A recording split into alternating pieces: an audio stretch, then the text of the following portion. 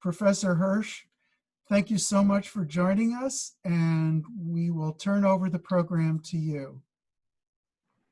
Okay, well, thank you for having me. And I liked hearing those announcements and hearing about some of my former colleagues. I just came to Tufts a couple of years ago from Yale, where I was for 6 years. And my first semester there is teaching as I think I was 27 at the time. I co-taught my class with David Mayhew, who was one of the senior faculty members of the department. He's since retired, but he was one of the folks listed on as presenting at ISPS, my former home. So it's great to be at least virtually back in the area with you. For some introductory context, I'll say that the thing I'm going to talk about today is actually quite distinct from most of my research. My research started off focused on campaign analytics, what campaigns do with personal data. A couple of years ago, I had the privilege and horror of presenting to the United States Senate Committee on the Judiciary about the Cambridge Analytica and Facebook scandal, getting interrogated about that by Senator Cruz and the other geniuses on the Judiciary Committee. I do a lot of work on voting rights, so most of my time, certainly right now, is dedicated to court cases where I work as an expert witness on claims about voting rights. So I've testified in Kansas. There was allegations there that a lot of non-citizens were voting. So I worked with the ACLU in a big case out in Kansas to see how many people who are not citizens do actually vote. How many are registered? How do you figure out answers to questions like that? Working on cases like voter ID cases. How many people don't have IDs? What's the racial composition of people who do or don't? So I do a lot of work on voting rights. And then most of my newer work is on broadly defined civic engagement. So that's what I'm going to talk to you about today. And I started this research because I was asking what I thought was a very simple question, which is, what are all of us doing when we're doing politics? Like, what on earth are we doing? And the answer, we spend, a lot of people, like a third of the country says they spend more than an hour a day on politics. News consumption, podcasts, radio, talking, worrying. What does all that amount to? And I looked at research in every kind of area that's about voting behavior and partisanship and activism. And I came up with a somewhat of an uncomfortable conclusion, which is that most people, like 90% of people who are spending an hour or more a day on politics, are absolutely not doing politics at all. Okay, so if you were in my class and I said, like, what does it mean to do politics? How would we define something like that? Okay, doing politics is working with other people with some goal and some strategy for achieving that goal to influence the government, right? So maybe our goal requires new people in office, and our strategy is talking to neighbors and getting different people to vote or people to change their mind about who they vote for. That's a goal-oriented form of politics. We might have a goal of changing how policymakers or bureaucrats behave, and so the strategy is lobbying, right? That's politics. That's what it means to do politics. If you look at what 90% of people are doing, though, they're not doing any of that at all. What are they doing? They're doing something that is really more like a hobby, I defined it, political hobbyism. They're doing something for their short-term emotional or intellectual gratifications, right? They're doing something that's for them. It's amateur punditry. It's getting something off your chest. It doesn't look at anything like strategic behavior. And so go through some examples, okay? So the most common form of politics that people do, the way that most of us spend our time on politics, is in news consumption. And today that really, for a lot of people, means, and it's not just consumption of news, but it's kind of active punditry, right? It's sharing news, it's commenting on the news, it's commenting on other people's comments on the news. It's keeping up with polling averages, and oh, how about this person's polling average? Does that person do a good job? That's what it is. And so if you ask people who spend an hour or two a day on that, or they watch Rachel Maddow or whatever it is, ask them, why are you doing this? They'll say, it's my civic duty to be informed. That's why they'll say, I need to be informed. Okay, so why is it a civic duty for someone to be informed about politics? It's a civic duty to be informed about politics so you know who to vote for or how to take action.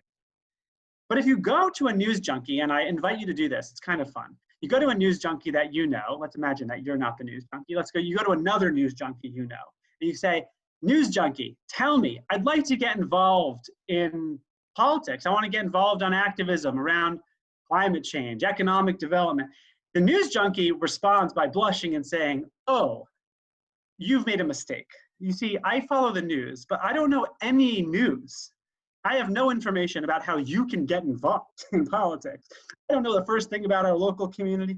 I don't know the first thing about state politics. I don't know the first thing about who's even in charge of anything. All I can tell you is like what Trump did yesterday, or I can tell you about, an impeachment saga. I can tell you about national stuff. I can't tell you anything about how you can get involved in local politics, right? And indeed, what's fascinating about news consumption is if you look how news consumption varies by education level, you find something kind of staggering, which is the more educated you are, the less likely you are to listen or read anything about local news, right? The more exclusively your news consumption is national. That is, the more educated you are, the more likely you are to read the New York Times or Wall Street Journal and not your local paper. The more likely you are to watch cable news or get news from podcasts than you are to watch local TV news. So it's the most educated people in the country who are following news most like it's like the drama and the outrage, that kind of news. Less about civic engagement. If you look at, so that's news consumption, let's leave that aside. Let's look at voting. What happens with voting? We vote most when it matters the least, right? All of us, if you're in Connecticut, I'm in Massachusetts, we have very record high turnouts, of course, in the presidential elections that are not going to be close in our jurisdictions at all, right? Very, very high turnout in presidential elections, extraordinarily low turnout and interest in midterm elections, in off-cycle elections, in local elections. We have these things that happen, right? It was like, I remember before this year, before this election, which was obviously a big turnout election, many of you remember the 2008 election. The 2008 election was this big moment. Again, the Republican administration was in a state of turmoil. Obama's coming into office. There's lots of energy. People are making $5 donations. They're going on buses to interact with voters in swing states.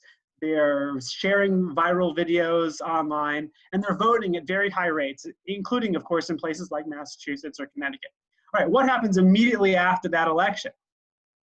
And by the way, this is a preview for what's going to happen immediately after this election. What happens to all that energy? Just collapses, right? Here in Massachusetts, which wasn't, of course, going to be close in the 2008 election, right?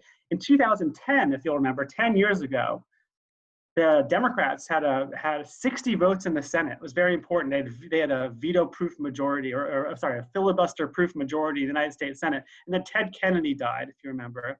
And there was a special election here in the United States Senate to fill in his seat. And what happened? Turnout collapses in the Democratic areas especially, right? And that's why Scott Brown was elected the Tea Party. The Tea Party comes in, right? All of the elections during the Obama years when Obama was not on the ballot, the midterm years, just Democratic turnout is just, very, very low. If you look at the local elections, and many of our municipal elections, we have something like 10% turnout, 15% turnout, these are the kinds of turnout rates. So if you ask people who are spending an hour or two a day on politics, right, they are mostly not voting in local elections, not attentive to what's going on in their communities. And if you ask them why, like what's going on there, you might say, well, the important stuff is happening nationally. And you say, okay, well, what's the important issues you care about? People's important issues, what are the important issues people care about? Democrats right now, apart from COVID, the most important issues to Democrats, and let's leave the events of the last week aside for a second. We can come back to those things in a second. But generally speaking, Democrats say the big issues are the environment, climate change, and they'll say matters of racial equality. Republicans are more likely to say the economy, jobs. Both parties say healthcare a lot. But if you look at those big issues, economic development, racial equality with respect to schools, with respect to policing, climate change, transit, housing, those are local and state issues. Those are local and state issues. They are not exclusively, and they're not certainly going to be solved primarily at the national stage. They're local and state issues. But people's attention, the hobbyist attention, is that only national, that all this stuff happening state and local politics is beneath them in news consumption and in their ability to participate. If you look at activism, so we've looked at we thought about voting, we thought about news consumption. Think about activism for a second. The most common and popular form of activism in American politics is signing online petitions. Okay, that's the most common form of activism. That is, if you ask people besides voting, here's a list of possible ways to participate, which ways you do, online petitions number one, okay, by far number one. A colleague and I, a couple of years ago, we looked at all of the petitions that go to the White House, not just in Trump years, in the Obama years. We focused on the Obama years. What were people petitioning the White House for? These online petitions. And if we add up all the petitions that are about big domestic issues, issues like healthcare, education, taxation, paid parental leave, anything like that, those amounted to 5% of the petitions that went to the White House during the Obama years, 5%. What were the other ones? The other ones were either outright jokes, like Pierce Morgan should be deported, this kind of thing. But most of them were just about these really frivolous issues, like the FDA shouldn't regulate premium cigars. That got like a ton. That was like a big petition. Or the White House should recognize Diaphragmatic Hernia Awareness Day, right? This is the kind of thing that generates enthusiasm among online petition signers, right? But if you looked at the petitions that are about like taxes, healthcare, education, libraries, funding for libraries, no, nothing like that. Nothing like that generated as much enthusiasm as regulating cigars or Diaphragmatic Hernia Awareness Day as examples. Okay, so what is going on in American politics, right? If you look, as political science do, every election year from when we started measuring this, from the 1950s, 1940s to the present, our interest in politics has skyrocketed. That is, the 2016 election, which is, we don't have even the data from 2020 yet, but 2016 election, by far, more than any other election year ever measured, more Americans say they're very interested in politics. I'm sure in 2020 it will be, if not as high as 2016, probably higher. But if you look at all the measures we have for participation, right, they are not what you would expect for a nation that's very interested in politics. So the majority of people today who are daily news consumers, majority belong to 0 organizations. They say in the last year, they've attended 0 meetings of any kind of political or civic organization. They say they've worked together with other people to solve a civic or political problem 0 times in the last year. That's the majority of people, the vast majority of people who say they are online news consumers. If you look in 2016, the majority of people, if you look at all the people who said in a survey, they were afraid of Donald Trump in 2016, fewer than 5% said they did any kind of political or civic volunteerism whatsoever, right? Fewer than 5% said that, by the way. When people are asked questions about this kind of activism, they lie at very high rates. So it's probably like more like 2% of people actually who said they were afraid of Donald Trump did anything in terms of their volunteer time, right?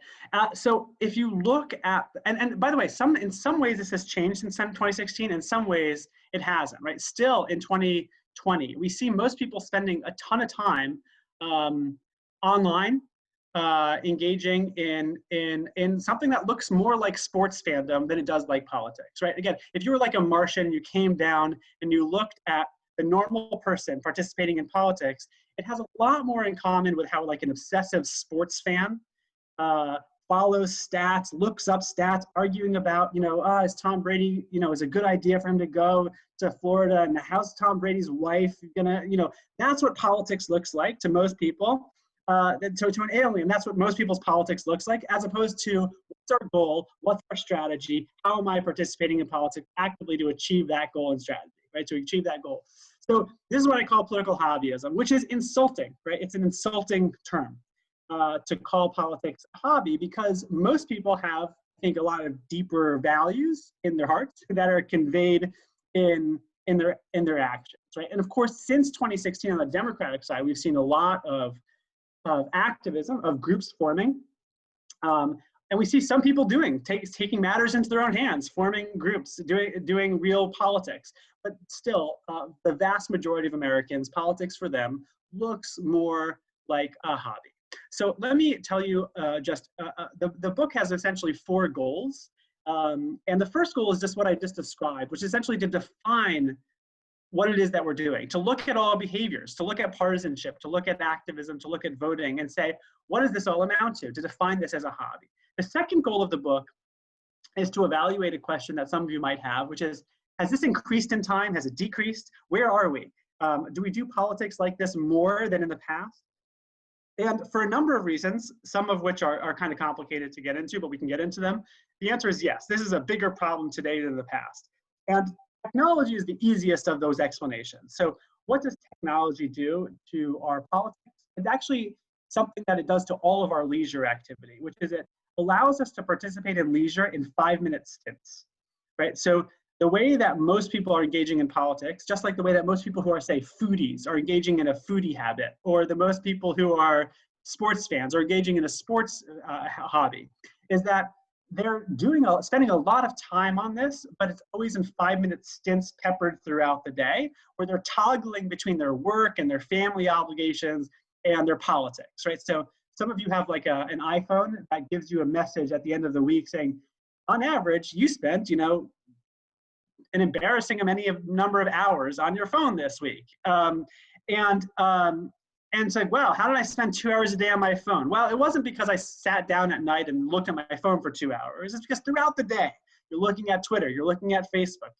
And whether your hobby is politics or something else, we're spending time, but not an hour in the evenings where we can be with other people and have a meeting and make a plan, right? That form of engagement has gone way down on account of technology. There are also kind of cultural reasons that I get into in the book, and institutional reasons related to the political parties and to the government itself that has encouraged this form of politics now more than ever. Of course, the one such thing we can get into is just the fact that we have political primaries now that really are quite like a show. Before 1972, right, no person like Donald Trump could ever be nominated by a party.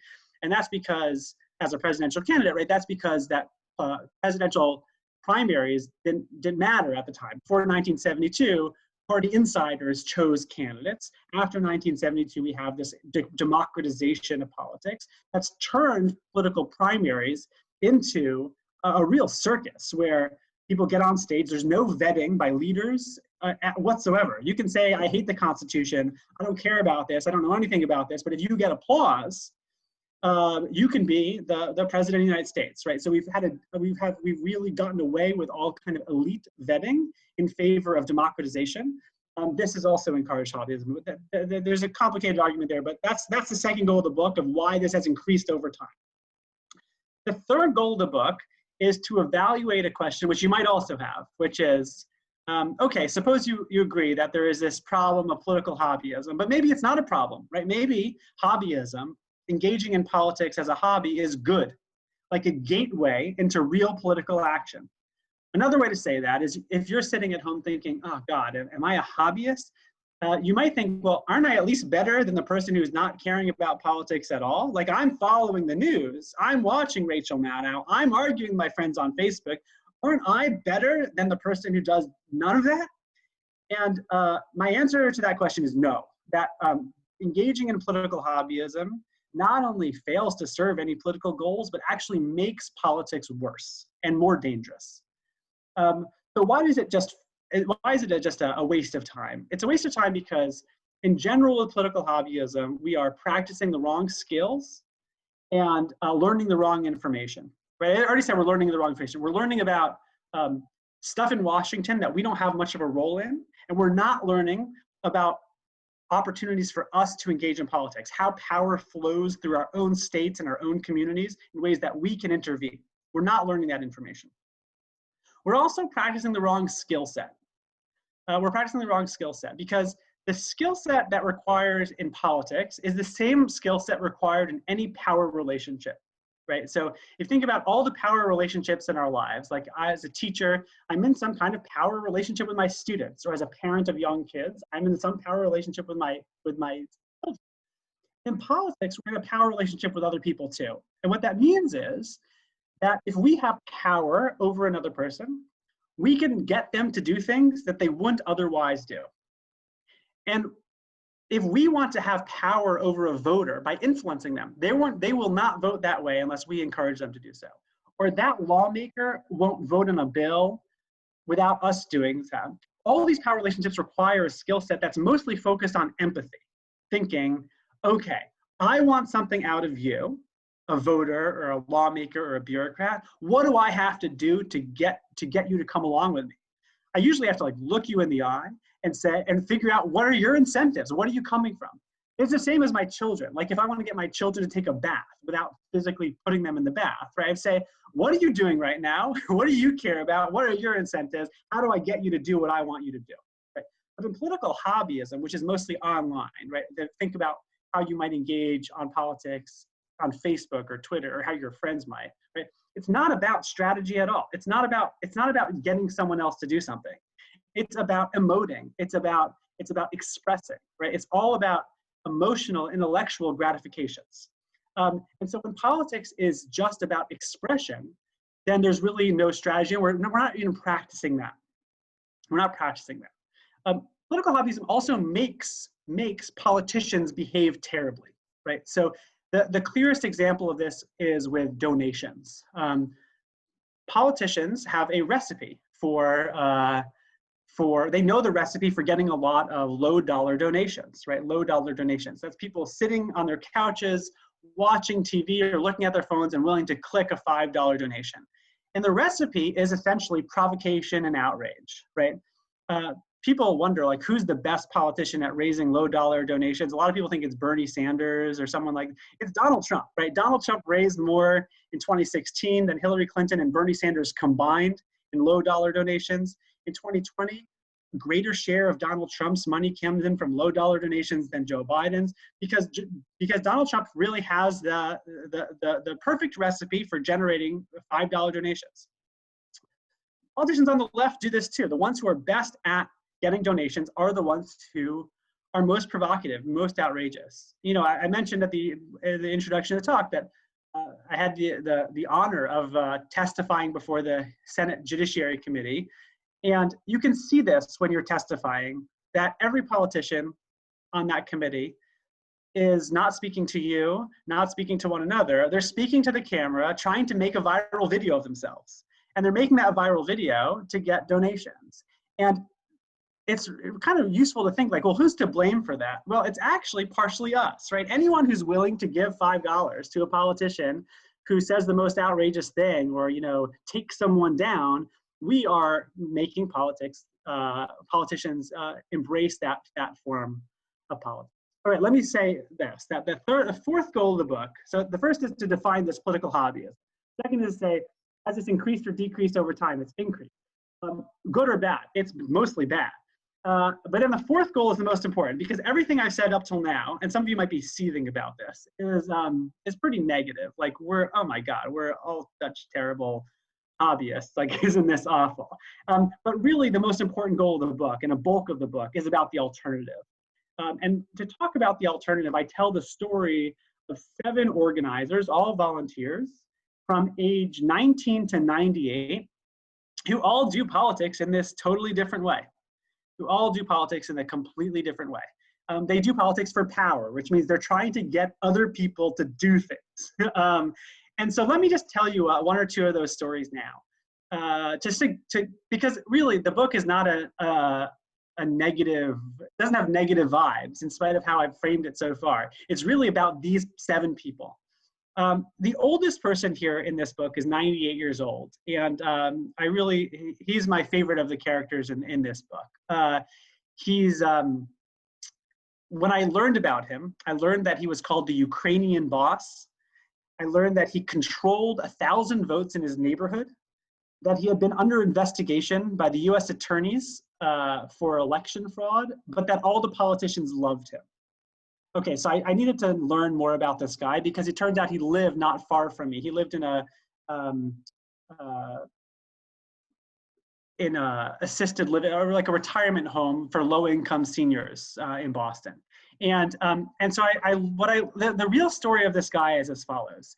This guy is a Holocaust survivor, and he survived Russian camps after the war. And then he came to the US as a retiree, a young retiree. And he came in the 80s. And he came and he settled in Boston.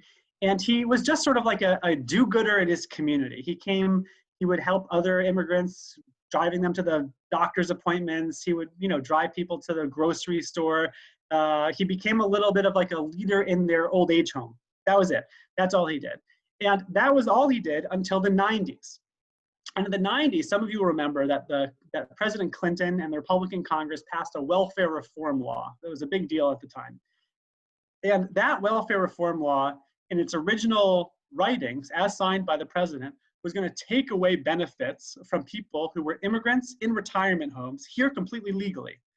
In other words, people like folks in this Russian community in Boston were all going to lose like their food stamps. And this was a major national crisis. So the Catholic Charities was saying, there was about to be a suicide epidemic of elderly immigrants who are going to lose all of their access to benefits.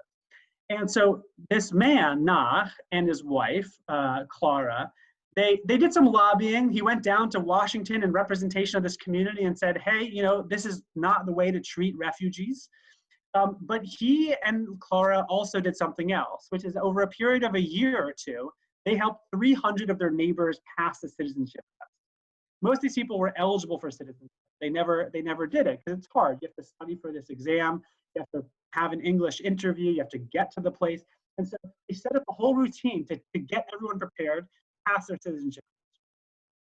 In the meantime, the law is amended, so these people were not denied their benefits in the end, but Nach became a hero of the community by by community, I mean his building, right? This building of 1,000 people, by getting people citizenship. And he learned then how to use politics to help his community as well. So he started organizing all these new citizens for voting.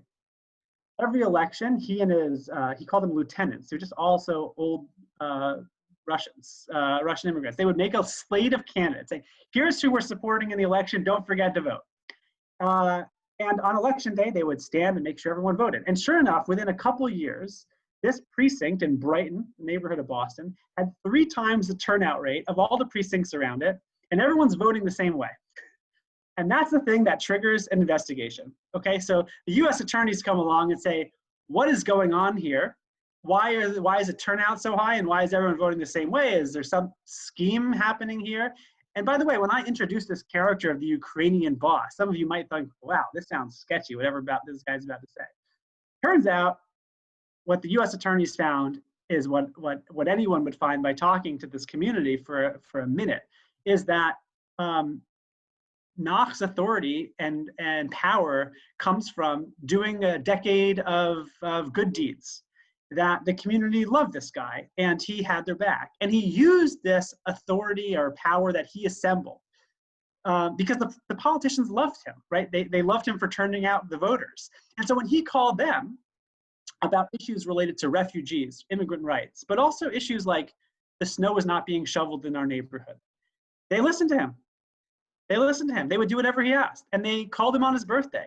And I just say, I wrote this book, and about a year ago, I had my copy that hadn't been published yet. I had my copy. I was about to bring it to Nach, 98. And he died 3 days shy of his 99th birthday, which is almost exactly a year ago.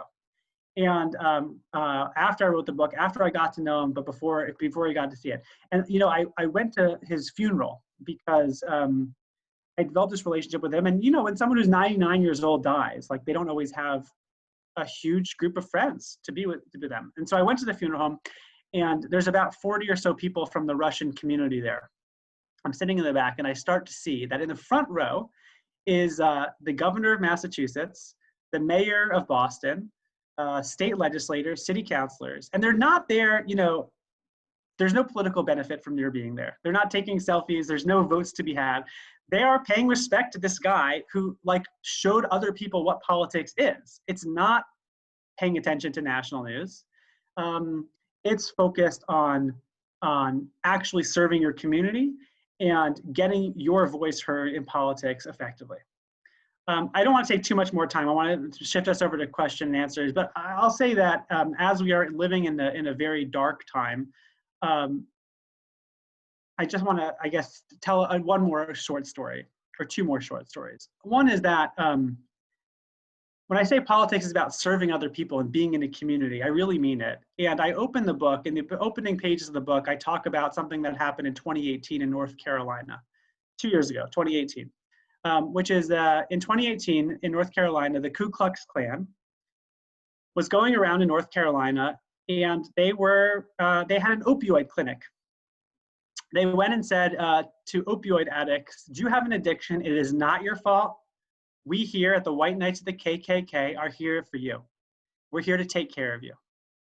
And I tell that story in the opening pages of the book because I want people who hopefully are not fans of the KKK to say, holy shit, that's what the KKK is doing? It's not just the marches, it's not just the violence. They're actually recruiting people by providing them with a service, by looking them in their eyes, by solving their concrete problems. If they're doing that, am I not doing that? Are the people that I care about not doing that?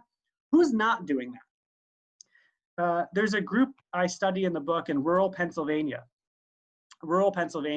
very, very Trump conservative area. And the kind of protagonist of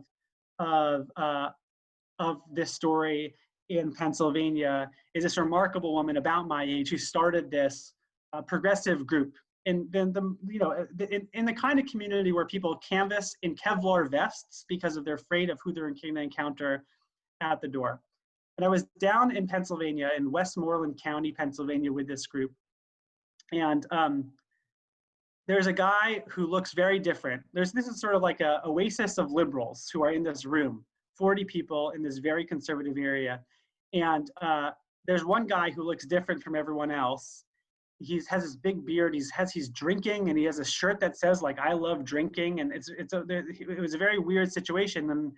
And he was sitting right at the table with me, and there was an organizer there, everyone go around saying who they are, why they're there. And the guy says, I'm evangelical Christian, I'm a Republican, I'm pro-life, my son's in the military, and everyone, including me, is like shifting in their seat saying like, oh gosh, is this about to be like a protest at this liberal place in this one room in this very conservative area?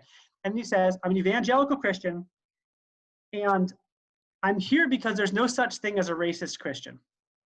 And this guy who's never not voted Republican his whole life, who belongs to a very, very conservative church, took a step to go to this meeting, and because he was upset about the direction of the country. And this group of mostly progressive activists, but including some kind of moderate Republicans, they didn't push this guy away and say, oh, you voted for Trump, oh, you're pro-life. They welcomed him. And they knew that in order to have power in their community, they needed people like him to win over people in his church, in his family. And by the end of this election cycle in 2020, this guy who voted for Trump and his father, who's never not voted for Trump, were out there with clipboards, knocking on people's doors and moving the vote in Pennsylvania in the Democratic direction. And I want to share these concrete stories because these people are doing the hard work of politics. And many of them are not spending more time every day on politics than the hobbyists on their phones, than the hobbyists in their computer screens. Some of them are spending an hour a day also on politics. But when they're doing politics, they're counting votes and voices. They're saying, how many people can I influence? That is my job as a citizen. And that contrast to the 90% of us is really stunning. And I think so no more ever than now when we see, I think the great risk involved in not engaging in politics in a very serious way. So let me turn it over to questions now. Thank you for being here today and this afternoon, and I look forward to a continued conversation. Great, thank you so much. I think if we were in person, you'd have everybody standing and clapping, Eitan. Thank you. Let me take one moment and share the screen. This is the book that Eitan wrote, and you can see it's on Amazon. I'm sure there are other places to get it, but I encourage everybody who's interested to buy the book and read it. So we have a question from the audience, and it is, were a higher percent of people who didn't like Obama, did they get involved in local politics? And maybe there's another question, was the grassroots activism different among Republicans and Democrats, and why? Sure. So it's a great question. Increasingly, there is a big divide in sort of the natural talents of Republicans and Democrats. And let me explain what I mean by that. Democrats increasingly are only able to engage in a kind of triage voter engagement, a Band-Aid voter engagement. And that's because, so that, you know, all the strategies that we think of, knocking on doors, sending mailers, phone calls, anytime where a volunteer or a professional is talking to a stranger, you're already in triage mode. What do I mean by that? Okay, I'll identify myself as someone who is a religious person, okay? So I am an active member of a religious community, and here's what I can do every election, okay? And I do this, especially for local elections. For about 100 people I know in my own community, I send them my slate of candidates. I say, here's who I'm voting for. And many of them I know because they tell me, they walk into their polling place and simply vote my slate. And this increases the power of my vote by 20 or 30 or 40, however many people do this, right? Now, how do I know those people? Mostly from my synagogue. And there's no like pastor telling them who to vote for. I'm certainly not telling them who to vote for. We just have a trusting relationship. We're friends. And they know that I know this area of life better than they do. And when my kid breaks their knee, I'm going to ask them for their opinion about that, right? And that's how communities work. And right now we have this increasingly strong religious divide between Democrats and Republicans, where there are a ton of Republicans who can do just that. That is, there's nothing devious about this. There's nothing that comes even from pastors or the church themselves, but people have tight social networks in church communities, and increasingly, folks on the left, particularly well-educated white people on the left, have just abandoned religious communities altogether. There's actually a whole chapter in the book about this increasing phenomenon on the left of people who identify as spiritually but not religious, which means they try to want to extract like a spiritual benefit from religion without obligating themselves to other people in a community. And in politics, it's the exact parallel. People are trying to extract intellectual and emotional benefits from politics. Oh, isn't politics interesting? Isn't this stuff interesting? Or do I feel emotionally connected to politics when I'm on Facebook? Without obligating themselves to other people, saying, I'm going to attend that weekly meeting. And when I attend that weekly meeting, someone's going to ask something of me. And I'm a busy person, but I'm going to do it, right?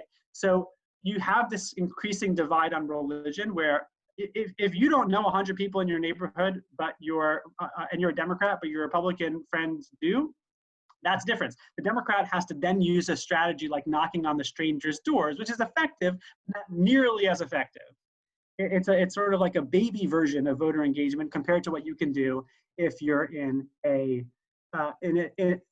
strong social network, which generally speaking comes from religious participation. The other thing that's happened is that as there's been this big age divide, right? You have young people who are overwhelmingly Democratic at this point, but they're increasingly nomadic compared to earlier generations, right? So you have young people today not getting married and having kids and settling down till like they're 30. And because most of us live in places that are completely unaffordable, there's a housing crisis in most major cities in the country right now. People can't buy houses, they can't settle down. So the young people are nomadic, really, until their early 30s. And so that population does not feel attached to a community. They feel like they want to be in politics, so they want to pay attention to big national ideas, big ideas. But in terms of like knowing people and doing stuff, it's increasingly hard because they are not settled down. So those are two reasons where I think there's a big difference between the Republican side and the Democratic side. So has the demise of labor unions weakened the Democratic Party and not just the people that who would join the unions in terms of the power? Yeah, for sure. The demise of private sector unions, of labor unions, right, has made it harder to organize on that side. Although, the folks who, if you look at the decline of voter engagement over time, like some of you probably remember the Bob Putnam Bowling Alone book. If you look at the decline over time, the biggest decline has been among well-educated, wealthy people who in the 1950s, 60s, 70s, they thought of themselves as stewards of their community. Like if you were in the top, say, 5% of earners, you had a college degree, you were pretty special in the 1960s. Not many people were like you, and people like that felt an obligation not just to pay attention to news, but to run civic organizations, to be involved in their community. That form of politics, so in the 1950s and 60s, you had higher participation by everyone, but you would have like the well-to-do white people have just astronomical high rates of actual real civic volunteerism. What's happened now is that group is mostly just involved in clicking buttons and watching TV. It's that group that has the resources and time and skill set that has really abandoned the public sphere.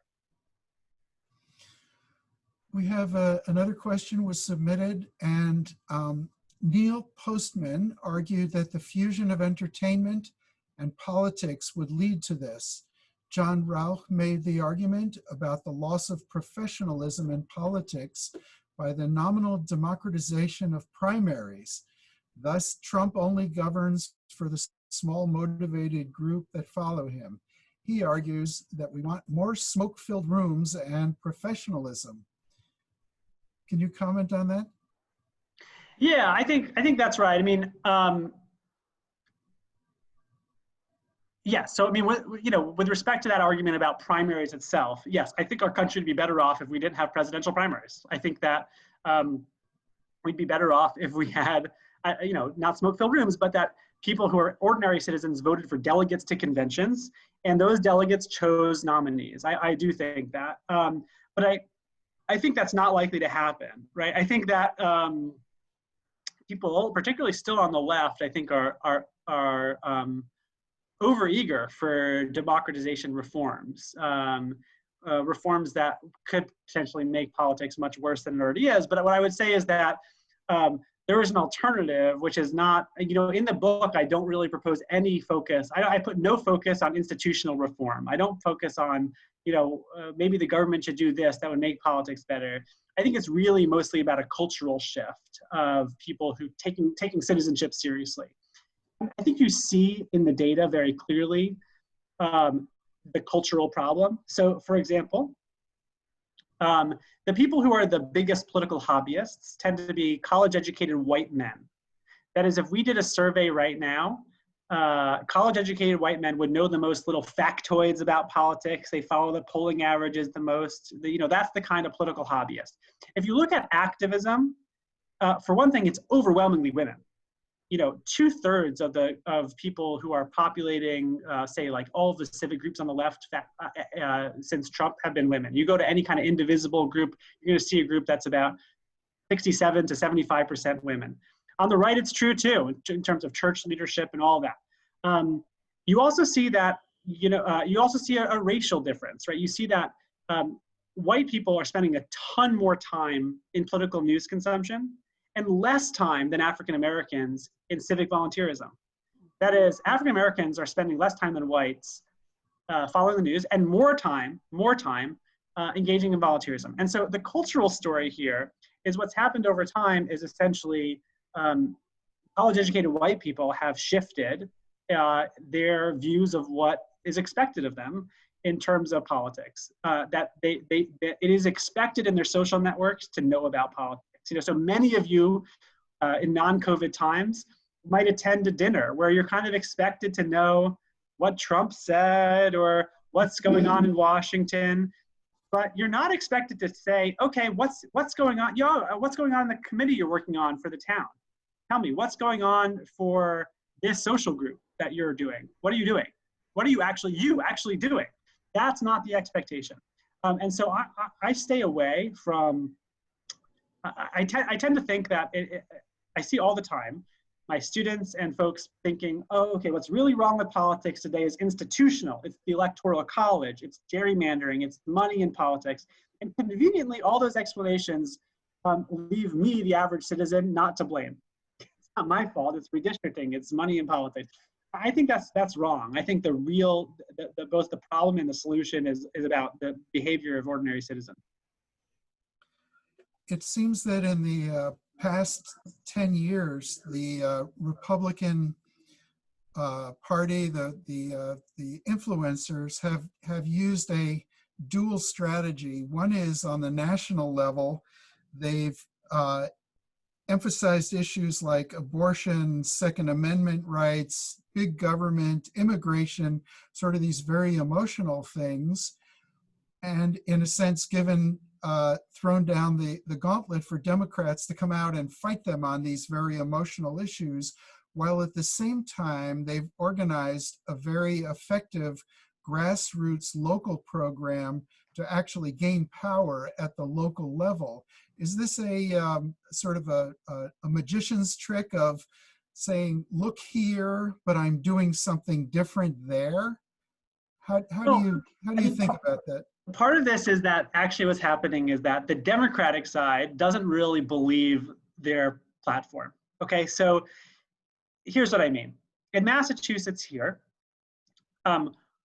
you'll have Democrats say they like the Green New Deal. We had a big Senate primary recently where people rallied behind Ed Markey as the author of the Green New Deal. You know, there'll be in well-to-do liberal suburbs of Boston, you'll see Black Lives Matter sign everywhere, right? But you also here in Massachusetts have 90% approval rating among Democratic primary voters for a Republican governor who has vowed not to raise gas taxes by a penny, who absolutely does not. You do not have these communities who have well-to-do communities with Black Lives Matter signs on, seriously considering their role in issues of school equality, right? Actually, it's amazing. School equality is a good example. You know, in Massachusetts, like I'm sure there, we have great inequality with respect to school funding.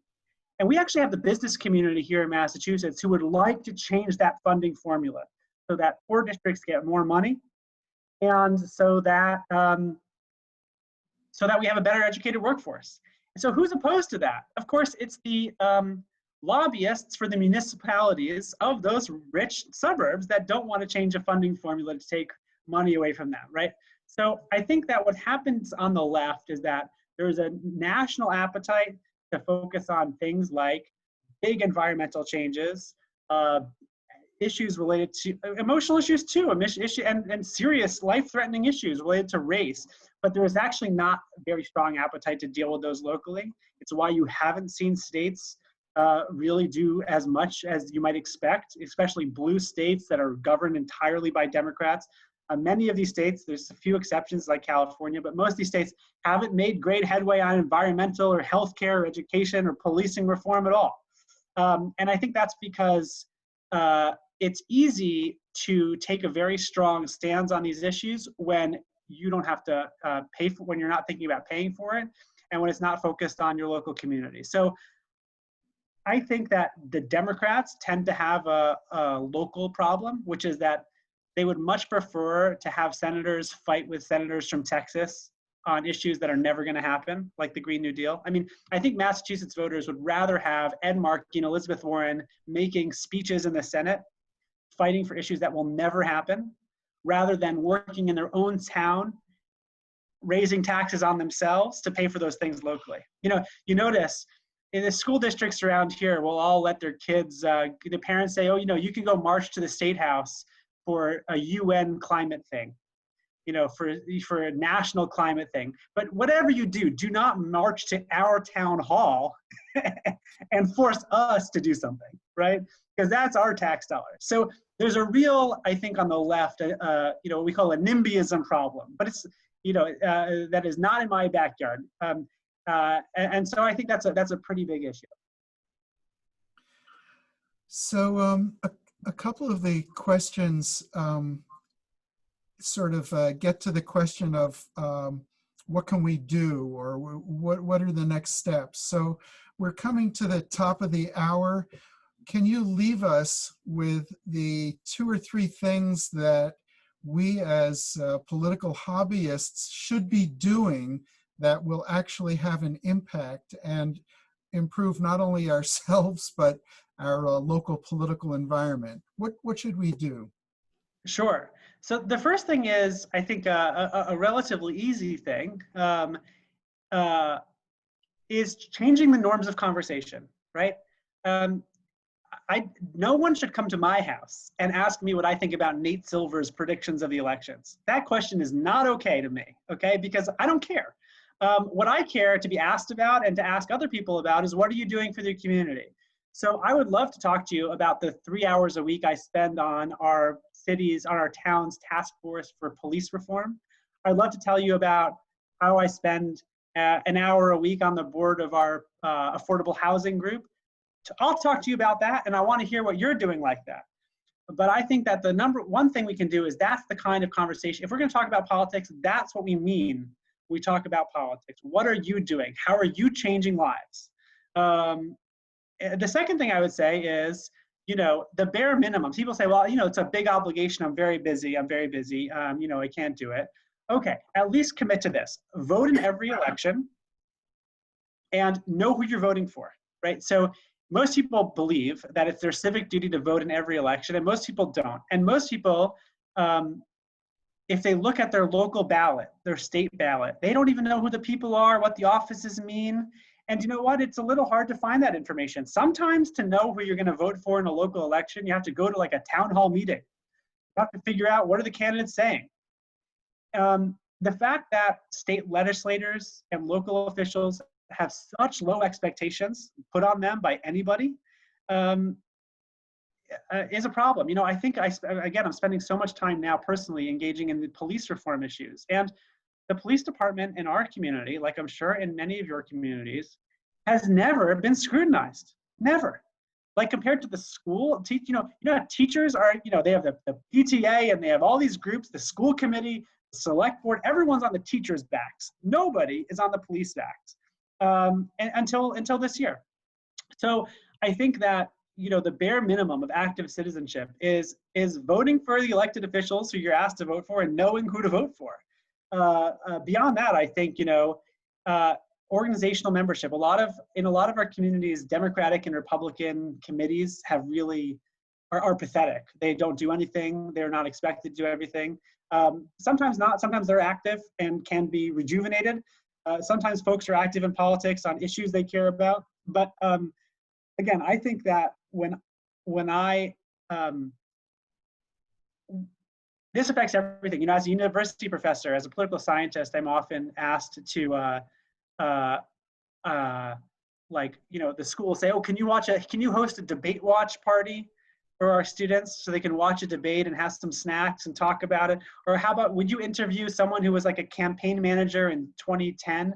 No, I'm not doing any of that anymore. No debates, nothing that makes politics like that, unless it's tied to real activism and real politics, power relationships in the community. So I hope that's enough to go on for starters. In the book, there's some more advice along the way, but I hope that's helpful. Well, for our local community here in Branford, about a year ago, through a friend of a friend, I learned about an open meeting of the Clean Energy Committee. They were making a presentation at a church, and I was tired of asking my friends and myself, well, what are you doing about it, rather than just complaining. So I went to this meeting, and the people were very open. It was very easy to get involved, and I found that as much time as I was willing to commit to working in a volunteer committee, it was appreciated, and I felt as if it was impactful. So that's a plug for those of you who are here today, living in Branford, to actually get involved. So I think we'll wrap it up there. Thank you so much, Professor Eitan Hersh, for joining us. at the Branford Forum today. And thanks to all of you near and far who were able to join us today. So it was wonderful, and I appreciate everybody's involvement. Pleasure. Thanks for having me. Take Thank care. you.